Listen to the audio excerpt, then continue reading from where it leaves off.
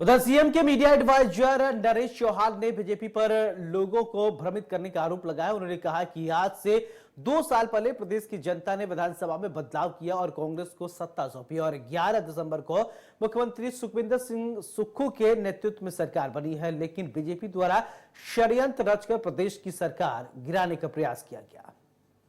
हिमाचल प्रदेश के लोगों ने विधानसभा में बदलाव किया और कांग्रेस पार्टी की सरकार 2 साल पहले हिमाचल में बने और 11 दिसंबर को माननीय ठाकुर सुखविंदर सिंह सुक्खू जी ने चीफ मिनिस्टर की ओथ ली और 2 साल का जो कार्यकाल हमारा 11 दिसंबर को पूरा होने जा रहा है। इस सरकार में 2 साल में बहुत सारे चैलेंजेस भी थे। उन चैलेंजेस के बावजूद, चाहे आप आर्थिक चैलेंजेस की बात करें, अर्थव्यवस्था की बात करें या प्राकृतिक आपदा की चैलेंज था सामने, वो भी एक दूसरा बड़ा चैलेंज था।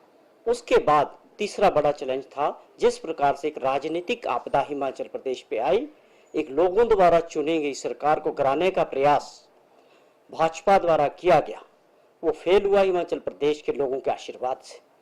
तो ये इस तरह की चुनौतियों के बाद 2 वर्ष का जो कार्यकाल हमारी सरकार का रहा, बहुत उपलब्धियों वाला रहा। इन चुनौतियों से भी पार पाया तीनों, और उसके बावजूद आज जो अर्थव्यवस्था है, हमारी आर्थिक स्थिति है, बड़ी तेजी से जो है इम्प्रूव कर रही है। यह मैं समझता हूँ बहुत बड़ी ये जो चुनौती थी, खाली खजाने से प्रदेश को चलाना और विकास को आगे बढ़ाना, इसको लेके माननीय मुख्यमंत्री जी ने जो रोड मैप तैयार किया था, आज मैं समझता हूँ उसमें हमारे प्रदेश की जो पटरी पे गाड़ी चल रही है और तेजी से आगे दौड़ रही है। पहले वर्ष में 2200 करोड़ रुपए का एक्स्ट्रा रेवेन्यू जनरेट करके प्रदेश के विकास पे और उन लोगों के लिए योजनाएं बनाई जिनके बारे में कभी किसी ने नहीं सोचा। विपक्ष की बात करें, 5 साल का पिछला कार्यकाल जयराम जी की सरकार का गैर विजन की सरकार रही, कोई उपलब्धियां नहीं है। मैं उनसे पूछता हूं कि वो अपने 5 वर्षों की 5 बड़ी उपलब्धियां बता सकते हैं, प्रदेश के सामने रख सकते हैं कि क्या उनका विजन था उनकी सरकार का, क्या उन्होंने ऐसे फैसले लिए जिससे प्रदेश की आर्थिक स्थिति को ठीक किया जा सकता था। केवल जब चुनाव आया उससे पहले 900 ऐसे इंस्टीट्यूट्स खोलने की घोषणा या नोटिफिकेशन कर दी, जिसके लिए पैसे का कोई इंतजाम नहीं था, स्टाफ का कोई इंतजाम नहीं था, इंफ्रास्ट्रक्चर कहीं नहीं था। केवल मात्र इस सोच के साथ कि हम चुनाव में जाएंगे, बहुत सारी घोषणाएं करेंगे।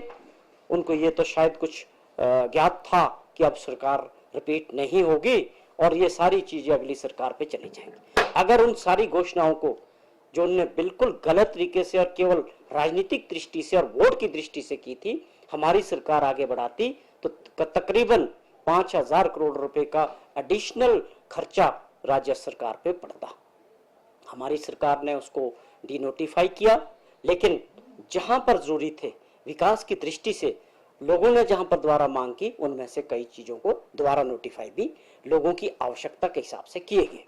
तो वो सरकार क्या चैलेंज करेगी हमारे 2 साल के कार्यकाल की। हमारी बहुत उपलब्धियां हैं। हमने जो गारंटीज की बात की थी उसमें 5 गारंटी पे हमारी सरकार ने काम शुरू कर दिया।